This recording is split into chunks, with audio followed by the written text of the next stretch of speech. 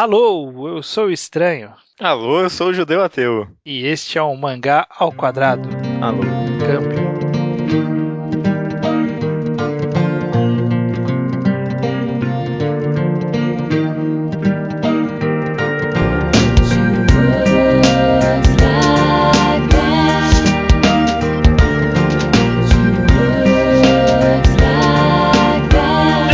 Judeu Ateu, estamos aqui reunidos para mais um Mangá ao Quadrado de número 42. 42, é isso aí.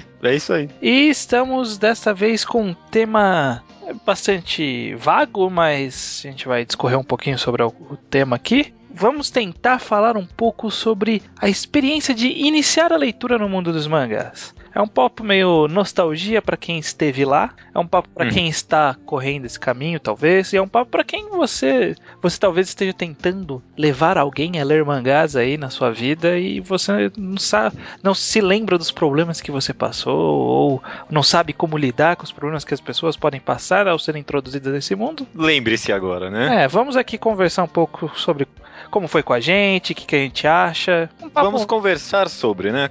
Sobre. Um papo aqui. Um papo. Um papo. Ó, quase vi você falando aí um papo de bar, hein? Eu ia falar um papo descontraído. Mas eu achei descontraído um adjetivo tão globo. Aí que eu falei, não, melhor não. Beleza. Então, pra começar, Judeu, uma pergunta de cunho pessoal. Qual foi seu primeiro mangá sabendo que era um mangá? Naruto. Juro você, cara. Naruto. Eu comecei meio tarde, eu acho que... não tarde, né? Mas um pouco depois a ler mangá. Eu já tava, sei lá, acho que no primeiro ou segundo ano do ensino médio. Ainda era aquelas pessoas que ensinam médio, mas ainda abro o Cartoon Network de vez em quando, sabe? Eu vi Naruto passando, aí eu vi o anime. Quando eu acabei de ver o anime, eu fui ler os mangás. Em papel ou você leu pela internet? Não, ilegalmente, pela internet. Olha Meu só. primeiro mangá comprado foi Death Note. Nossa, então foi recente até. Bem recentezinho. Pois é. Tem muita gente que tem uma história com os mangás, né? Eu acompanhei, não sei o que sair aqui, não sei. Mas eu tenho uma história até que recente, mas sempre com esse meu ar meio arrogante, eu sempre fui tentando ver as coisas um pouco mais desconhecidas. E agora estou aqui com essa minha maravilhosa vida. É por isso que você tem um desconhecimento de muitas obras de conhecimento público, por assim dizer, como por exemplo Samurai X. Nossa, cara, juro pra você, muito provavelmente, viu? Eu também não morei no Brasil, então, tipo, minha infância não foi no Brasil, então vários animes que o pessoal conhece, eu não conheço, sei lá, por exemplo, nunca vi Cavaleiros do Zodíaco, nada. Olha aí. E você, diga. Justamente Cavaleiros do Zodíaco foi meu primeiro mangá. O número 2. Eu comecei pelo 2, porque eu fui fazer uma operação na época e aí minha mãe comprou alguma coisa pra eu ler na banca. Eu falei, compra um quadrinho pra mim. Ela voltou com Cavaleiros do Zodíaco 2, por causa do desenho. Foi uma boa experiência, um bom começo? Assim, né, já... não digo que foi ruim, porque você tem aquela nostalgia do passado, né? Sim. E eu achava interessante. Mas é porque assim, nessa época eu tinha pouco quadrinho em casa. O que eu fui ter mais quadrinho foi alguns anos depois que eu ganhei de um vizinho, herdei de um vizinho aqui que ele tinha uma caixa, eu ia na casa dele ler, e aí ele ia jogar a caixa fora, deu pra mim e eu ganhei uma caixa aqui. E aí eu tinha muito o que ler. Mas antes disso, eu tinha, sei lá, 10 quadrinhos, e eu lia eles em loop, assim, sabe? Incessantemente. Então eu sabia o volume 2 de cor praticamente. Isso e, sei lá, a Turma da Mônica, né? Não, eu tinha uma da Turma da Mônica que eu lembro até hoje de alguns trechos de umas histórias aqui. Isso do Cebolinha começando a voar e falando, estou voando, acabou a força. Eu sabia de cor a história inteira. Enfim, eu só fui voltar pro mundo do mangá muito depois, quando eu fui começar a comprar, que foi coisa de uns 7 anos atrás. Mas, cara, então, Cavaleiros do Zodíaco, você não leu com essa mentalidade de, isso aqui é um mangá, era um quadrinho, né? Eu sabia que era um mangá, não que um mangá, mas sabia que era um quadrinho japonês pela leitura oriental. Tá, sim. E aí, posteriormente, entre o Cavaleiros do Zodíaco e eu voltar a comprar mangá, eu acabei lendo One Piece emprestado de um amigo meu aqui no condomínio. E aí eram os contatos que eu tinha, sabe? Mas você, quando você leu o seu primeiro mangá, Judeu, você teve alguma dificuldade? Eu acho que a primeira dificuldade... Talvez não seja a primeira. Eu tava pensando aqui, eu ia falar que a primeira dificuldade é justamente com a leitura oriental do mangá, né? Você acha mesmo? Porra, pra mim foi uma dificuldade. Eu, pelo menos, não sei se tem alguma coisa a ver ou não, mas leve em conta que meu primeiro mangá foi um mangá lido na internet, né? Então, na verdade, você não tem aquele muito conceito de virar a página ao contrário. Você tá virando na ordem certa, mas tá lendo ao contrário. Tipo, pelo menos essa foi a minha experiência, né? Então, várias vezes eu lia e páginas, sei lá, 20 páginas inteiras lidas ao contrário e eu, porra, tá meio esquisita essa sequência aqui. E aí só depois você foi reparar que, merda, eu tô lendo essa bosta toda errada. Pra você não. Não, porque eu comecei pelo quadrinho na mão, né? Então tinha aquela famosa página do par e você está começando a ler pelo lado errado. E ela ensinava, né? Como você devia ler. Só que é daquele jeito, né? O quadrinho japonês, ele é meio estranho em algumas disposições de balão. E aí você fica meio perdido, às vezes, em qual balão você tem que ir. Principalmente se você tá vindo de uns quadrinhos mais simples, né? Como, sei lá, Comics ou Turma da Mônica mesmo. Mas o problema é esse, é bem pontualmente alguns quadrinhos, mas eu acho que depois que você acostuma com a leitura oriental, tipo, nas primeiras 10 páginas, você acaba pegando o fluxo, sabe? Eu até conversei com a minha namorada, que eu comecei a ensinar a ler mangás há pouco tempo. Você tem maior experiência pra falar nesse podcast, né? Toda vez você fala aqui que tá mostrando o mangá pra sua namorada. Então. E ela falou justamente que eu perguntei, se teve problema de ler ao contrário? Ela falou, não, você acaba acostumando rápido até. O maior problema é justamente esse. Ela falou, porque ela leu o Death Note, foi o primeiro que ela leu. E Death Note é aquele monte de balão falando, e às vezes você não sabe exatamente qual é a ordem, né? Então você fica um pouco perdido. Às vezes até hoje eu me sinto, sei lá, alguns mangás muito específicos, você fica meio naquela... É esse ou esse aqui, né? Não tem muita certeza. Com certeza. Uma coisa que eu acho que é interessante, talvez a gente discutir um pouco mais do que a dificuldade, nossa, específica, é qual que talvez seja a grande dificuldade pro público ocidental de entrar no mundo dos mangás, né? Porque eu vejo que, de uma forma geral, a gente que tá inserido no mundo, a gente sabe que existe quadrinho pra todo mundo, cara. Né? Tem mangá pra todo mundo, pra todos os gostos. Qualquer pessoa que for ler a coisa certa vai gostar, porque tem essa... É muita coisa que essa variedade, né? Tem muita coisa. Sempre fala isso. Mas as pessoas têm problemas pra entrar pra esse mundo, né, de leitura de mangás. O que você acha que impede a maioria das pessoas de entrar no mundo dos mangás? É justamente por isso que eu fiquei meio com o pé pra trás de falar que o problema de leitura é o primeiro problema que as pessoas enfrentam. Porque, tipo, eu acho que pra gente que tá há muito tempo nesse universo já até meio que perdeu essa noção, né? Mas mangás é quadrinhos também. E quadrinhos, acho que pra maioria das pessoas, se você quer introduzir, tipo, a mídia pra outra pessoa, muito provavelmente ela vai vir com uma mentalidade de que, tipo, é uma coisa pra criança ainda, né? Então acho que uma primeira, assim, barreira bem básica, uma primeira dificuldade é, tipo, superar de que... E talvez até seja, eu não sei ainda direito. Mas de que é um negócio voltado especificamente para um público mais juvenil, né? Ainda há um grande preconceito com quadrinho, né? De forma geral, né? Às vezes nem é o mangá o problema, né? O problema é os quadrinhos. Ainda é mais embaixo o problema, né? Pois é. E eu não sei se você consegue enxergar um futuro onde as pessoas consigam consumir quadrinhos da mesma forma que consomem livros e filmes, assim, tipo, popularmente, todas as faixas etárias, todas as classes sociais. É difícil, né? É difícil um pouco, mas bom, não sei. É complicado. É que ainda hoje, o que poderia acontecer, né? Que a gente pensa, por exemplo, com a internet. A internet, ela vai acabar se tornando uma coisa tão corriqueira na vida de todo mundo quando a juventude que foi criada na internet for velha. E aí, tipo, todo mundo que estiver vivo vai ter experiência na internet, de certa forma. Mas o quadrinho, o problema é que ele ainda não atinge todo mundo, né? Então, tipo, num nível mais casual, assim, né? Porque, tipo, é claro que a gente fala que todo mundo vê cinema, mas todo mundo vê cinema naquele nível bem raso, né? Sim, tipo, sei lá, os blockbusters e tal. Mas quadrinhos, nem num nível bem superficial, assim, você não vê o pessoal consumindo, né? Pelo menos aqui no Brasil, eu vejo que tem essa dificuldade. O pessoal é introduzido em quadrinhos em Turmas da Mônica, em Turmas da Mônica, e tipo, não vai além disso, né? Tem dificuldade pra passar pra próxima faixa etária. A gente vê isso até refletido nos quadrinhos que fazem mais sucesso no Brasil, né? Porque aquele Astronauta Magnetar que saiu, a galera pirou. Só porque é Turma da... Mas a maioria das pessoas foi ler só porque é Turma da Mônica. Mas o mesmo autor, ele tem um monte de outras histórias ótimas que não tem o mesmo alcance, assim, né? Tipo, as pessoas não se empolgam por um outro quadrinho, acabam ficando muito presos nisso de Turma da Mônica, né? Cara, o mangá, entre aspas, ou não, mais vendido no Brasil é... Turma da Mônica Jovem. Mônica Jovem. Pois é, então tem seus méritos, mas certamente não é a melhor coisa em publicação, nem é provavelmente a coisa que mais teria chance de fazer o maior sucesso, né? Justamente. Eu não vejo um bom futuro por muito tempo. Eu acho que quadrinhos ainda vai... Quadrinhos e mangás. Mangás, eu tô vendo a partir de agora tomar o mesmo caminho que os quadrinhos têm hoje em dia, que entre, sei lá, nossa faixa etária, quadrinhos pelo menos, não mangás. Quadrinhos se tornou aquele negócio de... Não é mais pra criança, né? Porque, sei lá, você vai numa livraria, numa FENAC, qualquer lugar, você tem a seção de quadrinhos lá e a esmagadora maioria são obras adultas, né?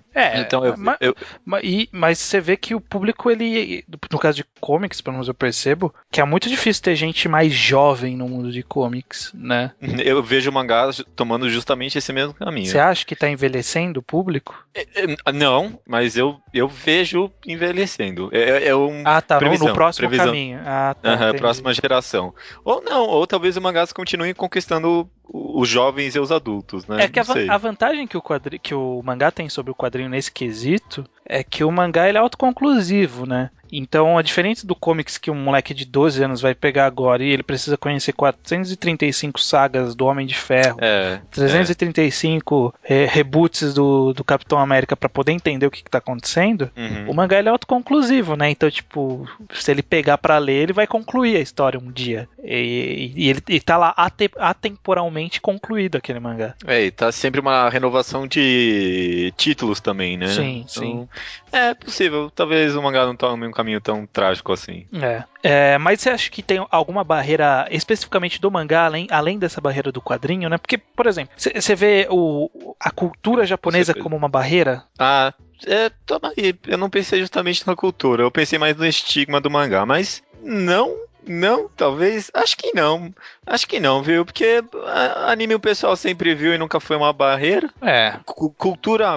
Será que cultura? Eu não pensei nisso. Você acha que sim? Não sei, eu acho que pode causar muita estranheza, né? Alguns tipos de trejeitos, expressões, gestos, ou estilos narrativos, né? Ou dia a dia, esse tipo de coisa pode acabar sendo um problema para muita gente, né? Porque às vezes alguns mangás, e não são poucos, eles demandam um certo conhecimento de algumas características da cultura japonesa, né? Sim. Mesmo que seja só para você saber entender o que é uma gota atrás da cabeça, sabe? Ele exige que você saiba o que era aquilo, né? Entendi. Realmente, talvez principalmente pra uma pessoa que está sendo introduzida à mídia, né? Se a pessoa quer conhecer a mídia e for com esse estigma que os mangás têm, e ainda por cima começar a ver esse tipo de tradições ou coisas que não tem nada a ver com a nossa cultura, a pessoa vai achar estranho e não vai gostar mesmo, né? Certamente. Acho que é por isso que eu acabo defendendo tanto sumiço de honorífico, por exemplo. Sabe, é uma barreira que você coloca a mais, que é totalmente desnecessária. Eu concordo. Não, isso eu concordo plenamente também. Mas e aí, será que deviam... Não sei se a gente quer entrar nisso ou não, mas será que deviam adaptar outros tipos de trejeitos culturais? Acho que não, porque trejeitos visuais é difícil de adaptar, né? Eles conseguem. Por exemplo, sei lá, vão editar a imagem. Inventam. Não, melhor não. Em anime eles devem ter feito isso há muito e sem a gente nunca ter percebido. Eu tenho certeza. De ter mudado alguns gestos, trejeitos? Alguns gestos, ou mudar na fala o que ele tá falando e a gente nunca ter percebido isso. Em animes que a gente viu na infância e nunca soube. Pode ser coisa como, por exemplo, sotaque, né, de região. Eu não sei. Pode ser. É difícil, talvez seja... acho que não é nem o que a gente tá querendo abordar de qualquer jeito. Você acha que, inclusive, existe algum tipo de limite de que a gente consegue entender a cultura japonesa? Agora saindo de quem tá entrando no mundo, só uma curiosidade. Você acha que, tem coisa que não funciona pra gente mesmo, assim, é pra mangá pra japonês mesmo? A gente vê e fala isso, né? Isso aqui é mangá pra japonês. Principalmente aqueles gags de comédia, né? Eu acho que tem também, cara. Você lê aquilo e você pensa, mas eu não me identifico com isso. Eu não consigo, não dá. É demais até pra mim. Tipo, mesmo mangás normais, quando tem aqueles festivais que as meninas se vestem com kimono, eu olho pra aquilo e, tipo, o que é isso? Quando é que tá acontecendo? Eu já me sinto muito estranho quando eu vejo algum trejeito cultural muito forte. Mesmo eu que já leio há bastante tempo. Pois é, porque, queira ou não, a gente é um estrangeiro ali, né? Naquele universo. Que nem, sei lá, um quadrinho brasileiro sobre carnaval, que pra gente é um negócio super corriqueiro, né? Tipo, vai ter uma semana de carnaval. Se alguém de outro país vai falar, como assim? Uma semana? Não faz nada? Uma semana inteira? Justamente. Ou um mês inteiro, se for na Bahia? Baianos que me desculpem. Mas qual que você acha que então, Judeu, é o caminho quando você tá entrando no mundo dos mangás, né? Ou quando você tá querendo ensinar o seu amigo a entrar no mundo dos mangás, né? Qual que você acha que é o caminho que a pessoa tem que tomar para ela conseguir quebrar todas essas barreiras e se interessar por esse mundo? Querer é poder. Não sei, eu já passei que pra mim resume a escolher os títulos certos, né? Tipo, escolher o que você vai ler. Tudo bem que o ideal seria alguém apresentar os mangás pra você, mas sei lá, a maioria das pessoas que eu conheço, eu mesmo, e eu imagino você mesmo também, você se auto-introduziu aos mangás, né? É difícil eu conhecer uma pessoa que foi introduzida aos mangás por outra pessoa. Então, se você contar que o, entre aspas, One Piece foi a porta de entrada pra mim no mundo dos mangás, e foi um amigo que me apresentou. Foi um amigo. Então... Foi totalmente descontraído nesse sentido. Tipo, uma história mó legal de um pirata que não pode nadar, sabe? Foi assim que ele me vendeu a história. Provavelmente até te vendeu tipo como um quadrinho, não um mangá necessariamente. Como uma história. Porque talvez um dos grandes problemas do mangá seja a gente ficar quebrando tanto essa separação, né? Tipo, mangá e quadrinho. A gente fala, não, é um mangá. Aí a pessoa fala assim, japonês. Na prática é um quadrinho, né? É um quadrinho como qualquer outro. Talvez até num nível até maior entre, sei lá, quadrinhos e, tipo, história, narrativa, sabe, cara? Como foi o Kitsune que falou aqui outro dia desse, que as pessoas tinham, tipo, de parar de querer gostar de mangás, gostar de quadrinhos, deviam começar a gostar de... boas histórias. Pois é, deveria mesmo. Mas você já tentou em algum momento da sua vida ou refreou essa vontade de apresentar um mangá pra alguém, assim? Já. Mais de uma vez eu já quis, tipo, sei lá, às vezes é uma família, amigo, alguém da família, sei lá. Ser, tipo, quer que a pessoa esteja dentro do que você gosta também, né? Então, eu já, mas eu sei lá, por exemplo, minha irmã, ela pegou Death Note pra ler, gostou, aí eu dei Solarin pra ela, também gostou, mas acho que ela nunca mais leu nada. Mas, tipo, a minha ideia foi essa, tipo, de tentar apresentar algo num nível um pouco acima, mas... Você fez tipo, o mesmo caminho que eu fiz com a Daya, minha namorada. Vai ver o caminho é esse, então, a lei, que alguém gosta de mangá, Death Note, depois Solarin, viu? É o caminho. Essa é a lei, é uma lei, tá escrita a partir de hoje. Mas então, eu não sei dizer, porque havia já pelo menos no caso da Dai especificamente, né, porque eu não cheguei a introduzir ainda pra nenhuma outra pessoa, pessoalmente, assim. Mas no caso específico dela, ela já tinha uma predisposição, porque ela tava revendo Sailor Moon, que era ela falou, Sailor Moon era legal, e resolveu rever. E aí ela já tava meio nessa vibe japonesa, então, sabe? Eu não sei se partindo do zero, porque, por exemplo, eu tenho uma vontade mesmo de um dia levar um mangá pro meu pai ler. Porra, eu também, mas sem jeito também. Eu não sei qual, eu não sei. Sabe, o primeiro grande problema é não ter no Brasil alguns títulos que eu quero apresentar. E não tem como pedir pra pessoa ler na internet, começa aí, né? Não tem. Não façam isso. Se alguém pensa em fazer isso, não façam isso. Não chega pra pessoa e fala assim, procura lá, site One Mangá, né? One Mangá, voltamos agora uns anos. Eu já ensinei gente a ler pelo One Mangá, já. Na verdade, eu já ensinei mangá pra um cara da minha faculdade. Nossa, eu introduzi Fairy Tail pra um cara da faculdade. Nossa, esse começou bem, hein? É porque ele lia Naruto e One Piece. E ele sabia que eu lia mangá. Puta, essa história é horrível. Porque esse cara ele era meio estranhão. René era o nome dele. Ele era super gente boa, mas ele era meio estranhão. E ele descobriu um dia que eu lia mangá. Eu acho que ele viu eu lendo na faculdade. Puta, aí nunca mais largou no meu pé. toda quarta-feira ele vinha pra mim e falava: ô, leu aí o mangá já? Naruto muito louco, mano. Toda semana. E aí um dia ele perguntou pra mim: ô, tô querendo ler outra coisa, o que você me recomenda? Eu tô lendo Naruto e One Piece. Eu falei: puta, você prefere qual? One Piece? Eu falei: então lê Fairy Tail. se não ia recomendar Bleach? Eu não lembro o que eu ia recomendar. E aí ele ficou maluco no Fairy Tail. Falou: nossa, muito louco, igualzinho One Piece. Parece até um plágio. Mas o primeiro grande problema que eu vejo é justamente de não ter na mão. Porque, por exemplo, esses dias eu tava no Facebook e tinha uma amiga minha que estudou comigo, que ela postou ela começou a praticar alpinismo. Alpinismo não, né? Escalada, daquelas de parede. E ela postou um texto de um cara falando sobre a filosofia de um solo climber, sabe? Nossa! Aí eu falei, claro, né? Acendeu a mesma luzinha aí na sua cabeça que acendeu na minha, né?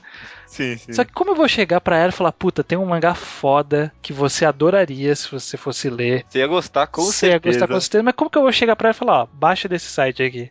Baixa, lê no computador, é o que as pessoas mais odeiam fazer. Então, é foda isso. Eu acho que a minha barreira de levar mangá pra mais gente é essa. É o nosso mercado editorial deixando um pouco engessado.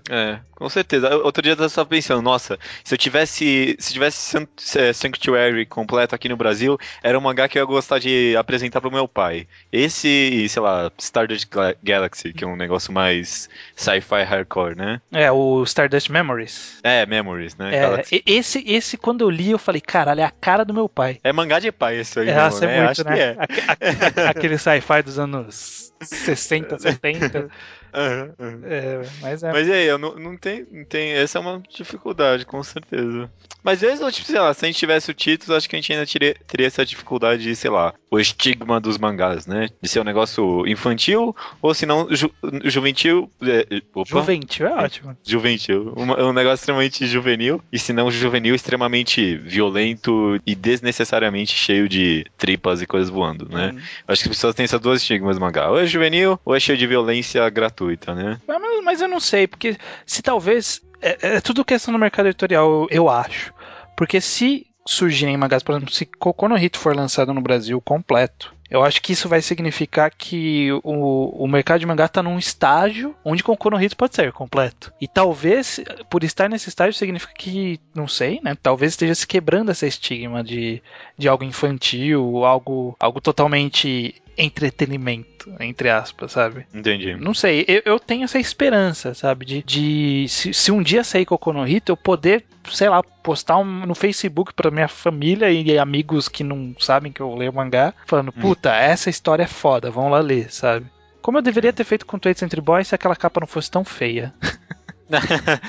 Tudo bem. Pode ser.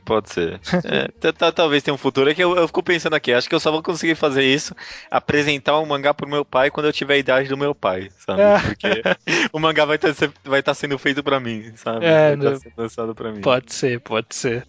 Mas eu acho, pra concluir meu pensamento, eu acho que nós, que somos mais conhecedores de mangás, a gente é responsável por qualquer pessoa que é mal introduzida no mundo de mangás.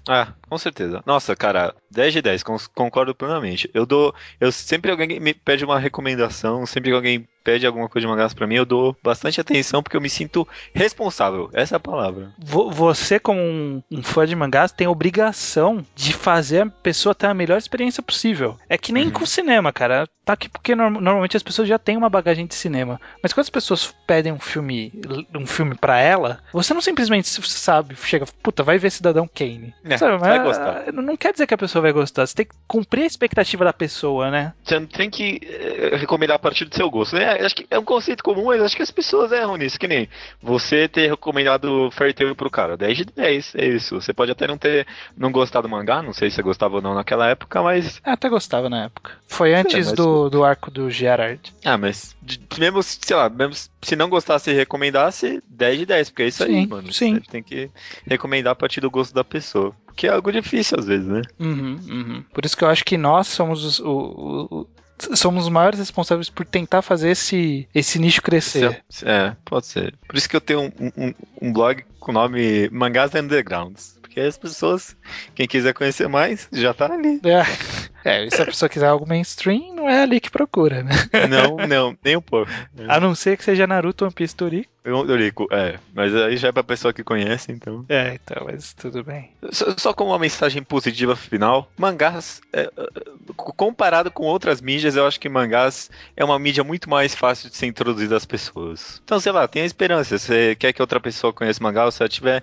Você parece que ela tem um pequeno interesse, sabe? Você vê a pessoa lá na sua casa dando uma volta e vê que ela tá dando uma encarada na sua biblioteca de mangás. Então, não, tente introduzir a pessoa, porque, sei lá, comparado com videogames, o quão difícil é introduzir uma pessoa para o mundo dos videogames? É impossível, quase. É porque a pessoa tem que investir muito dinheiro no videogame. Não, mesmo se você já tiver, cara, se você já tiver e quer que a pessoa comece a jogar videogame, mesmo se for algo bem normal, tipo lá, Street Fighter, ainda assim é difícil, a pessoa não conhece já. Muito difícil, sei lá, videogame e música. Música é outra mídia que ainda acho mais difícil de introduzir as pessoas do que videogame, do que mangá. Eu não tinha pensado por esse lado, até que mangá é fácil mesmo. Comparado com outras, cara, não é difícil não, principalmente por essa tão abrangente que a gente toda vez fala, né? Muito bom, gostei. Vou falar pra todo mundo agora pra ler mangá. Não, se você não tá conseguindo convencer a pessoa, fala pra ela, mais fácil do que videogame. Pode ser. Então. Pior que videogame é difícil mesmo, cara. Tentei usando a mesma exemplo, a Daya não entrou em nenhum jogo. Só o Wii Sports, só. Porra, mas esse também, né? Podia levar uma corda pra casa, vocês iam brincar de pular corda. O Wii Sports é o Death Note dos videogames.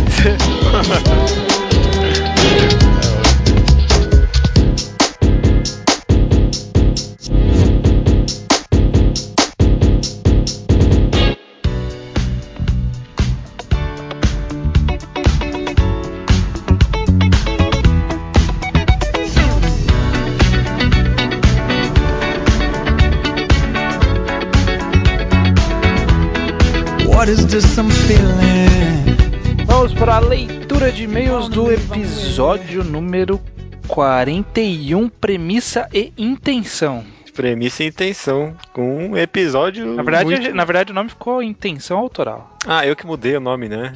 É porque eu achei que Intenção Autoral era um nome melhor. Não? Ótimo, fechou. Eu até esqueci desse primeiro título. A gente falou tanto de...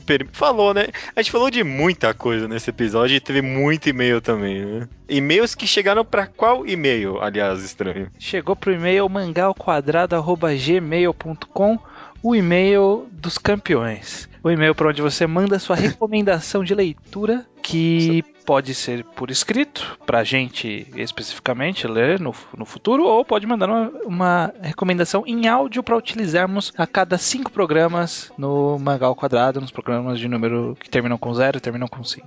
Os múltiplos de 5, o 0 e 5, pra quem não conhece a tabuada, né? Exatamente. Maravilha. E eu vi aqui que você colocou um tópico sobre fazer uma enquete. Como é que é esse negócio aí? Então, eu não sei.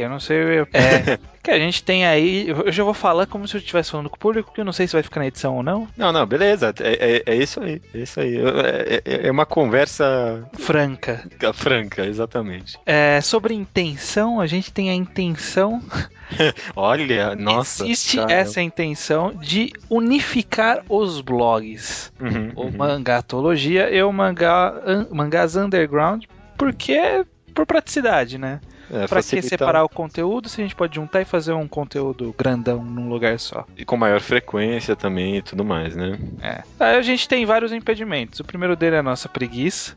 É um grande. E o segundo deles é que a gente não sabe exatamente qual caminho seguir. Se a gente deve adotar um dos nomes dos blogs e juntar sobre essa bandeira, se a gente deve criar um terceiro nome, um novo blog especificamente... Não sabemos. Estamos pedindo ajuda. Não há nada de vergonhoso nisso. Estamos pedindo ajuda ao público. Ajuda não, né? Recomendações. Não vão fazer nada. A gente vai fazer. Eles vão dar a sugestão. Não, mas é uma ajuda por meio das recomendações que eles podem dar, né? O que vocês gostariam de ver acontecer com os dois blogs? Eles virarem um só permanecer separado? E se virar um só, qual caminho seguir? Virar tudo mangatologia, virar tudo mangás underground, virar tudo um terceiro blog? Um outro nome que talvez você já pode dar a sugestão de um nome, já, se você tiver uma boa ideia. Por que não? Por que não? Por que não? Concordo. Mas vamos lá. Então vamos lá que tem um Slowpoke Report rapidinho aqui do Leonardo de Souza. Ele disse que leu Spirit Circle, achou incrível. Falou que a estrutura, além de criativa e diferente, é muito instigante. Realmente. Ei, alguém leu, hein? Não, que isso. Vão atrás de ler Spirit Circle, eu tô falando sério, é bom muito mesmo, bom. Viu? É bom mesmo. Eu fui ler só depois do podcast, da sugestão do Judeu, e é bom mesmo, é honestamente bom. Nas rapidinhas, o Felipe de Campos, de Curitiba, 24 anos, manda por e-mail uma recomendação de tema e também pergunta se nós já lemos The Breaker, manhwa, né, um mangá coreano. Não? Não, nunca li. É bom? Você já leu? Não li. Ouço falar muito bem. Eu sei que ele é muito bem quisto no Manga Helpers, aquele fórum lá. Ah, é? Eu não sei se é tão bem quisto, mas eu já vi muita gente falando bem. Mas eu nunca li. Eu pretendo ler no futuro. Não pretendo ler, não tá na minha wishlist, mas quem sabe eu leia, né? Às vezes tá fora da wish, mas você vai, pega mesmo assim, ainda. Se você acha que é bom, Felipe de Campos, mande pra gente a recomendação. Quem sabe, né? Quem sabe. Mas pode mandar por áudio essa recomendação. Boa. Partindo já para os comentários rápidos do episódio, o Taka diz que em livro é muito mais fácil entender a intenção, mas no mangá é complicado. Por exemplo, Bleach, qual é a intenção geral da obra? Ele diz que ele não consegue pegar muito bem. Tanto Bleach quanto, não sei se é algo específico do mangá ou não, mas eu também sinto isso, né? Porque é mais difícil às vezes de pegar o que ele quer. Depende, normalmente demora um pouco pra construir isso. Por exemplo, o que Toriko quer? Eu não sei o que Toriko quer. Eu tô imaginando que Toriko quer só fazer um entretenimento, sabe? Tipo, eu tô jogando assim. Mas. Eu também. E aí? Talvez. Pode querer mais adiante algo a mais, que nem Naruto mais adiante surgiu com essa questão de Sasuke, Naruto e tal. Rubens Sombrereiro comenta lá no Mangás Underground sobre a revelação do Ino sendo trocar de sexo e qual é o impacto disso nas análises das obras dele, né? Eu tinha pensado nisso, tinha até anotado, mas eu acabei não falando porque o programa seguiu outros caminhos. Mas realmente, né? Tipo, isso pode dizer muito sobre o autor, mas a gente não tem certeza se ele já tinha essa dúvida antes, quando surgiu esse desejo de trocar de sexo, se isso influenciou de fato a forma como ele escreveu ou não. Mas uma coisa é certeza, nenhuma análise feita antes disso fica inválida de forma alguma, eu acho. Não sei. Não, na verdade, assim como nenhuma análise bem embasada é inválida, né? A gente sempre fala isso. Nenhuma análise nunca é inválida. Tá certo. Mas o Rubens Sobreira fez um comentário muito interessante lá, a gente não vai comentar muito mais, mas leem lá, comentou sobre Fernando Pessoa, comentou um monte de coisa ali, né? Tem o Thiago Machado que comenta sobre Plane 9, não sei qual o nome, From Outer Space, de Ed Wood. Diz que é um filme que é conhecido por ser um filme feito propositalmente ruim. Você já viu esse filme? Não, eu já ouvi falar, mas eu nunca cheguei a assistir porque, né, prioridades. Eu também nunca vi, mas ele me fez lembrar de um outro filme que eu vi, que é O Ataque dos Tomates Assassinos, que é um filme, tipo, feito propositalmente ruim, né? Tipo, é isso. Trash. É trash, e virou um filme representativo do que o trash é, tipo, então... Rolou uma discussão rapidinha sobre a intenção do Oda na questão do hack em One Piece. Mais uma vez, né? Mais uma vez, quem quer saber as nossas opiniões sobre isso, vai ouvir lá o Mangá ao Quadrado, que eu não vou lembrar o número, mas é o Mangá ao Quadrado, primeiros capítulos, que a gente falou do primeiro capítulo de Naruto, Toriko e One Piece. É verdade. E tá lá a nossa opinião sobre essa questão. Maravilha. O Bruno César Queiroz Gonçalves manda um e-mail pra gente e cita o caso da capa de Fullmetal Alchemist, que tinha toda uma interpretação, porque o Mustang tava de costas e todos os subordinados dele estavam de frente na capa, e aí rolou toda uma análise sobre como isso é interessante, porque o Mustang deixa as costas dele livre pros subordinados dele, muito legal. Aí depois a autora só comentou lá que ela tava com preguiça de desenhar os personagens. Viu porque você não pode perguntar as coisas pros autores? Eles quebram tudo, cara. Mas e aí? É complicado isso aí. A gente não chegou a entrar tanto nesse quesito aí, tipo de, sei lá, entrevista de autores, né? É algo complicado. Quando eu tava pesquisando, eu vi que muita gente tava reclamando da autora de Harry Potter, né? A J.K. Rowling lá. Que ela revela um monte de coisa. Sei lá, ela revelava que o Dumbledore era gay. Mas, tipo, nenhum dos livros tem nada que apontasse pra isso. E agora? A análise do livro tem que ser feita em cima do cara sendo gay ou não? É complicado, né? E se ela quisesse, ela pode ter plantado isso como zoeira, né? Também. E também não é tão fácil assim desconsiderar, porque ela é autora, ela tem a palavra final, se ela quisesse, ela poderia escrever um último livro chamado Harry Potter 8 extras e só escrever ali uma frase, Dumbledore é gay, e pronto, aquilo já tá fazendo parte da sequência de livros, vocês têm que considerar, né? Mas eu acho que o que deve acontecer, o que a gente deveria considerar é o seguinte: o autor falar, ele pode passar a dica pra nós, mas precisa se provar na obra. Então, tipo, o Dumbledore é gay. Tem como eu achar evidências disso na obra pra sustentar essa afirmação? Se tiver, então a intenção do autor é boa, funcionou dentro da obra. Se eu não achar nada, desculpa, J.K. Rowling, você tá viajando. Ou você tá viajando, você tá zoando a gente, ou você foi incapaz de transmitir essa sensação. Não sei. Mas que ela poderia escrever um 8º livro só escrevendo isso, ela poderia, né?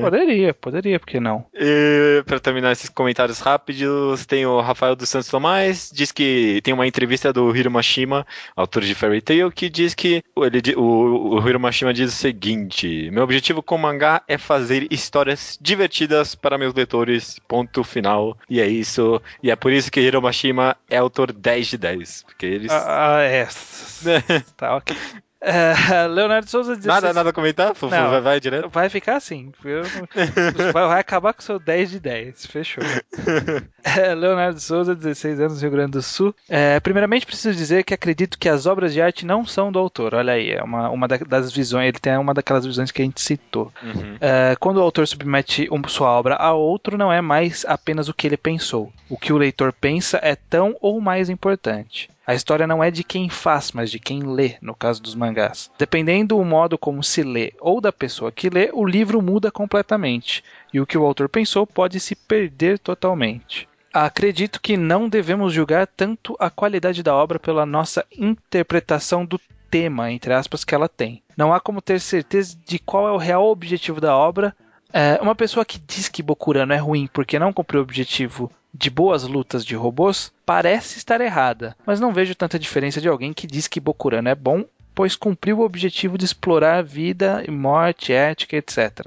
São opiniões contrárias, mas parecem dois lados da mesma moeda, julgamentos de qualidade em cima de subjetividades. O que você acha disso? Eu não sei, eu acho que esse caso de Bokurano é muito extremista, porque pra mim, pelo menos, esse exemplo não funciona em nenhuma das visões que você tem, porque se você analisar pela intenção do autor, não funciona muito bem quem fala que a obra não cumpriu por não ter lutas de robôs. E se você analisar só pela obra, também não funciona muito bem, porque a obra por si só também não dá nenhuma evidência de que ela quer fazer lutas de robôs boas, né? É o que eu penso também, que essa questão da intenção autoral, independente do que o autor quis, o que a gente pode extrair, que talvez não tenha sido a intenção dele, mas é o que a obra transmite, como se fosse a intenção dele, é justamente não fazer as lutas de robôs. Tanto que ele pula uma luta importantíssima do mangá, sabe? Tipo, naquele duelo filosófico que tem lá no meio, o pessoal vai lembrar, quem leu, e tipo, ele não mostra a luta. Pula. Ele pula, simplesmente uma corta por outra. Pula pra outra, acabou a luta, sabe? Então, ele faz isso porque ele é incompetente. Eu acho que nesse caso de Bokurano, acho que nesse caso de Bokurano não se aplica. Talvez pode se aplicar a coisas mais vagas, tipo o Pum Pum, por exemplo. A gente não tem certeza exatamente do que o autor tá querendo, né? Mas calma aí, no caso de Pum Pum, 1001 análises são totalmente válidas, né? Mas eu acho que alguns pontos dá pra gente relevar algumas análises, não sei, é complicado. Bom, vamos lá. Então, o Tom Sawyer, muita gente, ele diz o seguinte: muita gente reclama inocentemente de certas características de uma determinada obra só porque isso os incomoda. Uma reclamação famosa é a falta de maturidade de um protagonista. Acho que aí está a representação da intenção do autor. Acho que é a partir dela que temos que formular nossa crítica. Do contrário, estaremos criticando algo que não é inerente à obra. Daí que surgiu a ideia de coautoria, ou seja, o crítico como segundo autor. Praticamente tudo que se faz em críticas de cinema hoje, né? Essa crítica como segundo autor. Eu acho que essa questão de estar criticando algo que não é inerente à obra é mais ou menos isso que a gente estava falando aí de Bokurano, né? Mesmo que não seja a intenção do autor, não é inerente da obra alguma coisa e a gente não pode reclamar de algo que não é inerente da obra. Uhum. Se você está relevando a intenção do autor, será que você não deveria também relevar a intenção do leitor? O que você quer interpretar daquilo, né? Quem tem mais peso, né? O leitor ou o autor? autor? É complicado. Por isso que eu sempre falo que você tem que julgar a obra pelo que ela é, não pelo que você queria que ela fosse. Uhum. E aí agora acrescento ou pelo que o autor queria que fosse. Você tem que analisar o que ela é, nada além disso. O que ela é algo que a gente não vai conseguir analisar em 30 minutos de comentários de e-mails, né? Exatamente. Will Cave diz o seguinte, mais um tema legal. Obrigado. Sempre tive pra mim que levar a intenção do autoral em conta não é só pertinente, como também uma coisa muito importante na discussão da obra. Ao mesmo tempo, sou daqueles que acredita que, uma vez lançada, a obra já não pertence mais ao autor. Compartilha da opinião do Leonardo Souza lá em cima. Uhum. Pelo menos não somente a ele. A intenção autoral é tão importante quanto a intenção, no caso dos mangás, dos leitores. Da mesma maneira que o autor tem uma interpretação da sua própria obra, os leitores também têm a sua, e tentar entender a intenção do autor pode ampliar o seu campo de visão. Mas a sua interpretação nunca vai ser a mesma que a dele. Concordo, eu acho bem legal essa visão. Tipo, pelo menos você tentar achar já é algo que acrescenta pra você, irrelevantemente se está certo ou errado. Exatamente. Acho que o mais importante é você tentar entender o que o autor estava tentando passar e ao mesmo tempo entender que isso não quer dizer nada. Uhum. Pode parecer contraditório, mas tentar entender a lógica da obra ou do autor pode te ajudar a se situar melhor na história. Mas uma vez que o autor, entre aspas, tenha colocado aquilo tudo pra fora, você se torna livre de ter a sua própria interpretação. E com as diversas interpretações de cada um, a obra acaba ganhando vida própria. E pra terminar tem o Davi, comenta pra gente: costumo dizer que se em uma situação hipotética algum negro tenta interpretar rabiscos feitos a lápis num papel representando um porco na lama, como um cavaleiro montado em um dragão sobrevoando um planalto escandinavo, há algo de muito errado. Na semiótica costuma-se dizer que todo signo tem um interpretante imediato, isto é, um potencial de interpretabilidade, uma porção de significados que possam ser interpretados ali. Semiótica aplicada de Lúcia Santaella, que eu acho que exemplifica muito bem o que estou querendo dizer. Uma comédia no teatro ou cinema, por exemplo, não está apta a levar seus espectadores ao choro, pois há nela determinadas características que delineiam o perfil de sua interpretabilidade. Eu gostei bastante desse lado da semiótica que o Davi tentou pegar, porque eu acho que eu tentei explicar aquele negócio que a gente tentou concluir no final do programa, se uma visão tá errada, a gente partiu para um negócio de porcentagem, mal nada a ver, né? E tá aí, não é que tá errada, mas é que o cara só não caiu no interpretante imediato, né? Por exemplo, quem teve uma análise totalmente maluca de Bokurano, das batalhas serem importantes, só não caiu nesse interpretante imediato. Não é que tá errado, ele só é um ponto fora da curva. Mas será que não tá errado? Não, ele não pode tá estar errado, mas não tá, mas está mais certo. Falar que é o caso de um mangá sobre vida e morte, blá blá blá blá blá, é mais certo do que falar que é um mangá sobre robôs gigantes. Talvez seja isso? Assim, nenhum é certo, mas é menos errado, talvez. Não sei. Não, acho que nenhum é errado. É que nem aquela analogia do The Big Bang Theory, aquela série odiada na internet, que o cara fala que é errado você falar que um tomate é um legume, mas é muito mais errado você falar que é uma ponte. E é essa ideia. Eu posso estar errado falando que é um mangá sobre morte, mas você está muito mais errado falando que é um mangá sobre luta de robôs gigantes. Pode ser. Eu acho que você não tá concordando, tô sentindo. Não tanto assim. É mais estatisticamente falando, o cara só não caiu onde ele devia cair. A culpa não é dele, sabe? Ok, mas ele tá errado, mesmo assim ele tá errado. É foda. É foda apontar o dedo e acusar. Né? Eu não quero passar essa imagem também. Eu entendo. Mas... e tem um número, né? Esqueci completamente. A gente tá no episódio... a gente tá no episódio 42. E agora, hein? Não, eu acho que a gente deve se ater ao óbvio. Será? Mesmo hoje em dia, com essa caça às bruxas de quem diz nerd. Se diz o verdadeiro nerd, entre aspas, eu acho que é válido a gente ressaltar, porque tem sua importância, as pessoas têm que parar de tentar fugir do que elas gostam ou não. Eu acho muito interessante toda essa mítica em volta do número, então eu acho que a gente poderia se ater a ele. É 42 porque é 42, e quem sabe que é 42 é porque é 42, né? Exatamente. Fechou? Tá justo, acho justo. Vamos abraçar isso, não tem por que ter medo, né? Não tem por que ficar querendo pagar de cool, fingindo que está acima dessa brincadeira. Por favor, né? Por favor.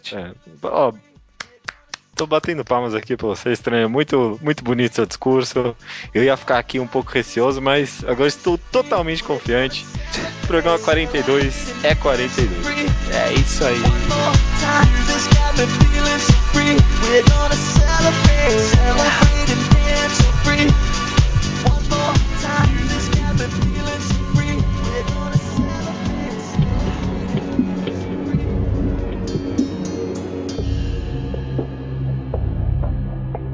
Slum Street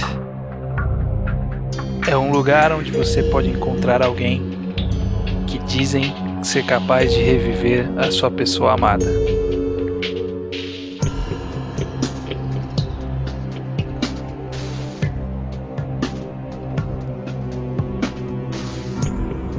E essa é a minha recomendação, Judeu, olha só. Minha recomendação, você talvez não conheça, provavelmente não conhece, e muita gente não conhece, e é por isso que eu quero apresentá-la.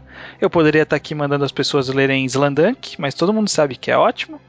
Mas eu tô aqui recomendando Necromancer. Veja só, Judeu, esse mangá foi lançado na revista Shonen Sirius, uma revista minúscula da Shogakukan, se eu não me engano, que tem exatos 4 volumes já concluídos. E conta a história de um local onde essa tal da Slum Street, na verdade uma cidade onde tem essa Slum Street, em que nesse local habita o Necromancer. No caso ele chama-se Asutsuo, é um nome muito, muito difícil de pronunciar. E você pode levar a ossada, né, os ossos, os restos mortais da pessoa que você adora e que você quer ver revivida. E em troca de 3 anos da sua vida, o Necromancer revive essa pessoa. Mas claro que nunca é fácil assim, né? Tem um trick aí no meio que você precisa ler para conhecer. Qual que é a parada da história? Por que eu recomendo, né? Primeiro porque eu acho que é uma ótima história que pouca gente conhece, que merece ser lida. Principalmente porque ele tem uma discussão interessante sobre aquele negócio do que você... cuidado com o que deseja, sabe? É basicamente vários episódios, né? Que ele é bastante episódico no começo. No final ele acaba virando um grande arco dramático para concluir a história. Então é mais ou menos 2 volumes totalmente episódicos, e os últimos 2 volumes é meio episódio, meio episódio com meio trama. E com mais ou menos essa ideia, cuidado com o que deseja. E além de um grande estudo sobre a relação das pessoas com a morte, sobre o medo de perder alguém querido, sobre diversos outros aspectos da relação do ser humano com a morte, que é apresentado de uma forma bem simples, não é nada tão profundo, porque ele é um shonen afinal. E uma coisa que umas pessoas podem acabar ficando um pouco preocupadas ou desinteressadas é com a arte do mangá. Ela tem uma arte bastante... Tô vendo aqui. Bastante, eu diria meio caricata, mas eu acho que é uma coisa meio quase moe, sabe? Uma estética meio moe. Não sei, ela tem uma coisa que ela é muito desenho, ela não é muito realista. E parece, você olhando as pessoas, falar, esse mangá vai ser bobinho, mas cara, não se engane mesmo. Eu fui ler, e quando eu fui ler isso, que eu acabei encontrando por acaso esse mangá, ninguém nunca me recomendou, eu achei ele sem querer. E quando eu fui ler ele, eu me despi desse preconceito e falei assim, não, vamos ver pra onde vai, porque eu gosto desse negócio de necromante e tal. Necromante era meu personagem preferido no Diablo 2. Ah, tá. E eu gosto desse negócio eu gosto do Fausto no Shaman King, eu sou o cara do necromante. E aí eu falei, não, vou ler porque pode ser bom. E eu fui sem preconceitos e puta, me surpreendi positivamente. Gostei demais mesmo. Eu peguei ele no começo das traduções, então tinha 2 volumes só, e agora já tá concluído, pelo menos em inglês. Em português eu não achei, mas você dá um jeito aí de ler. Se viram, mas eu acho muito legal, cara. Eu acho que vale a pena apresentar, mais do que trazer alguma obra bem famosinha aqui pra recomendar, trazer alguma coisa que talvez não seja 10 de 10, provavelmente não é, mas é um ótimo mangá, sabe? Ele não é perfeito, porque ele tem algumas pequenas coisas estranhas, por exemplo, a velocidade com que os corpos se decompõem, mas liberdade estética do autor. Sabe? Tipo, o cara morre e uma semana depois leva uma ossada do cara. Porra, virou osso já. Entendi. Mas fora isso, tipo, são coisas que você totalmente releva em prol do que o autor tá querendo passar. Então não tem nenhuma contraindicação. Eu acho que é uma boa história, não é de porrada, é shonenzinho de comportamento mesmo. E acho muito interessante ler mangá. Esse é underground, cara. Esse underground eu não conhecia não, viu? Mas eu não tenho muito o que falar, mas tô me interessando aqui. Abri o Google, pesquisei algumas imagens. Tem alguns... Parece que ele usa de algumas formas alguns estilos de arte com fundo preto interessante. Sim. Ele brinca bastante com cor, bem preto e branco mesmo, é bem escura a obra. Eu acho muito interessante mesmo. Eu acho que vale a pena. Quebra o preconceito se você tiver com o traço e leia pela história. E no final você vai estar adorando o traço. Beleza, já tô baixando aqui, Inclusive foi a primeira recomendação já feita no Mangatologia, sabia? Eu tinha tinha uma coluna disso e, embora não tenha ido pra frente, foi o primeiro post que eu fiz. Mas eu vi aqui, eu pesquisei Necromancer mangá, deu Mangatologia aqui, parabéns. Eu tô introduzindo o mangá pro mundo. Olha só, cara, foda. Parabéns. É isso então. Minha recomendação, leiam, digam se vocês gostam. Pra mim, eu quero especialmente feedback dessa, porque eu não conheço ninguém que leu. Não conheço ninguém mesmo, sabe? Tipo, eu não tenho com quem falar. Não é aquela obra que tem 3 pessoas que lê, não. Tem eu que li. Ou alguma outra pessoa que leu e não me falou ainda. E se você leu, então fale. E se você não leu, leia e me fale. Maravilha. Então, é isso. Até semana que vem, então. Até semana que vem. Até.